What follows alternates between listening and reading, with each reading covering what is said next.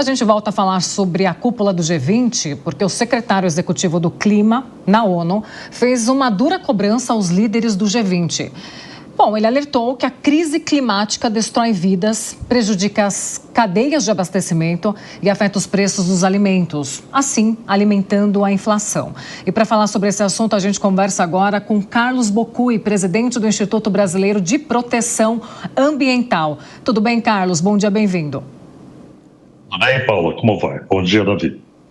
Queria que você falasse para a gente, Carlos, sobre os principais assuntos que devem ser discutidos na cúpula do G20. A gente tem falado muito sobre as mudanças climáticas aqui no Brasil. O que você acha que deve ser o principal ponto, a principal pauta aqui para o Brasil, falando sobre benefícios para o nosso país também nessa cúpula? Nós temos, no momento, duas grandes conferências acontecendo. A conferência do G20, que agrega os países com maior poder de fogo econômico do mundo, e, por outro lado, a Conferência COP29, no Azerbaijão, que trata do Acordo de Mudanças Climáticas. As duas conferências, elas estão umbilicalmente ligadas, porque o que o G20 está discutindo é a erradicação da pobreza, a fome, enfim, questões que estão ligadas à questão climática. Quando nós falamos em questões climáticas, de abastecimento, de agricultura, de segurança hídrica, nós estamos falando da ameaça de uma pobreza irreversível em função de péssimas condições naturais. Então, a cobrança do Simon Stiell, da ONU, ao Brasil e aos países do G20 faz absolutamente sentido. É preciso que se cuide da questão climática, que os países invistam da contenção do lançamento de gases de efeito estufa, invistam na adaptação climática, para que isso não atinja os sistemas de abastecimento dos países. Um exemplo disso é o que aconteceu no Rio Grande do Sul, onde não só a agricultura foi atingida, mas também todo o sistema de infraestrutura, de escoamento, de produção acabou colapsando. Bom, Carlos, em relação também aos deslocamentos que são feitos, a gente vê conflitos, as guerras, infelizmente, ocorrendo, e com isso as pessoas também se deslocam para tentar fugir da violência. Só que, normalmente, nesses deslocamentos, de acordo até com a própria ONU, as pessoas acabam se mudando para países ou regiões onde tem adversidades climáticas severas. E isso também deve ser uma preocupação tratada no G20, né? Você toca num ponto que, inclusive, o regramento internacional para refugiados ambientais, ele não é claro, é aquele regramento jurídico, né? Mas o problema é muito sério. Nos últimos 10 anos, nós tivemos 200 milhões de pessoas deslocadas por problemas climáticos, tá? Então, isso demonstra o tamanho do problema. E, no futuro, quando você tiver um acirramento das condições climáticas e os processos de desertização continuarem, principalmente na área da África, ao sul do deserto de Saara, como está ocorrendo, e as populações vão descendo para o sul na África, o Nordeste brasileiro, regiões do Oriente Médio, tudo isso vai implicar em deslocamento de populações. Então, nós temos dois elementos que levam ao deslocamento imediato. Um deles, o principal, tem sido o desastre climático. E o segundo tem sido a perda de segurança em função de guerras. Para guerras, existe um regramento jurídico que dá assistência aos refugiados. Mas ainda para a questão ambiental, isso não está claro na legislação internacional e também não está claro nas políticas das Nações Unidas.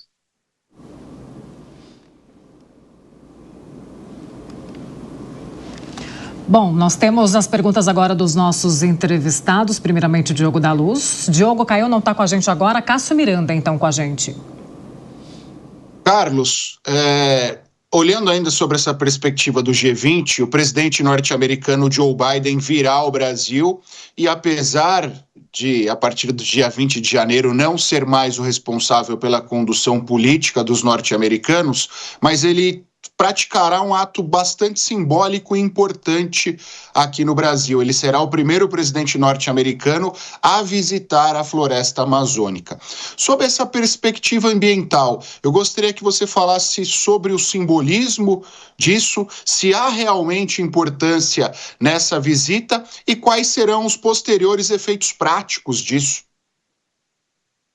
Quando a gente fala de governança, a gente não fala apenas do governo, né, do papel do governo constituído. A gente fala do conjunto da sociedade. Então, quando a gente percebe que houve uma mudança de controle nos Estados Unidos, existe uma autonomia muito grande por parte dos estados americanos na condução das suas políticas públicas.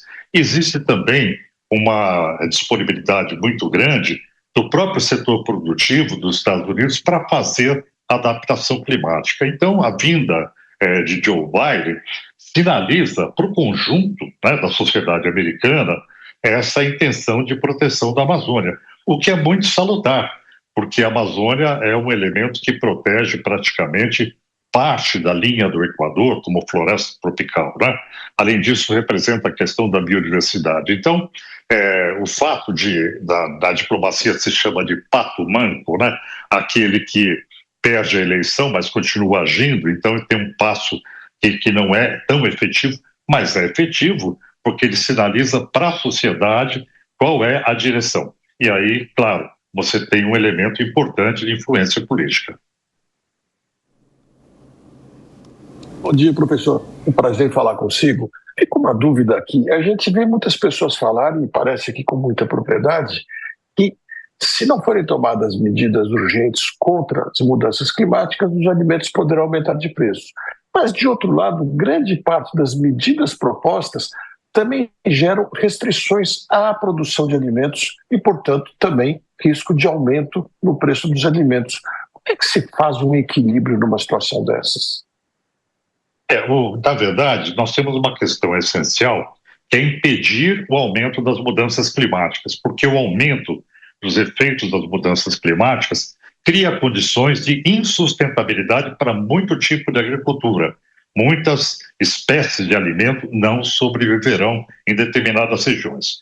Então, a questão é conseguir estabelecer um regramento para que você tenha produção agrícola de forma adequada, sem lançar gases de efeito estufa, minimizando os efeitos da agricultura, que tem sido um dos grandes responsáveis também pelas mudanças climáticas, e, por outro lado, você manter a produção agrícola para dar sustentabilidade para daqui a algumas décadas para 10 bilhões de pessoas no mundo, né?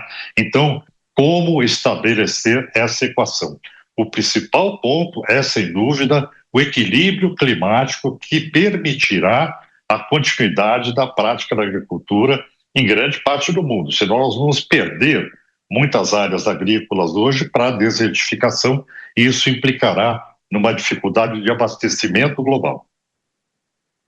Conversou com Carlos Bocui, muito obrigada, presidente do Instituto Brasileiro de Proteção Ambiental. A gente continua acompanhando quais serão os desdobramentos da cúpula do G20. Com certeza, um dos principais assuntos deve ser como mitigar as ações do aquecimento global. Até mais. Até mais, muito obrigado, um abraço.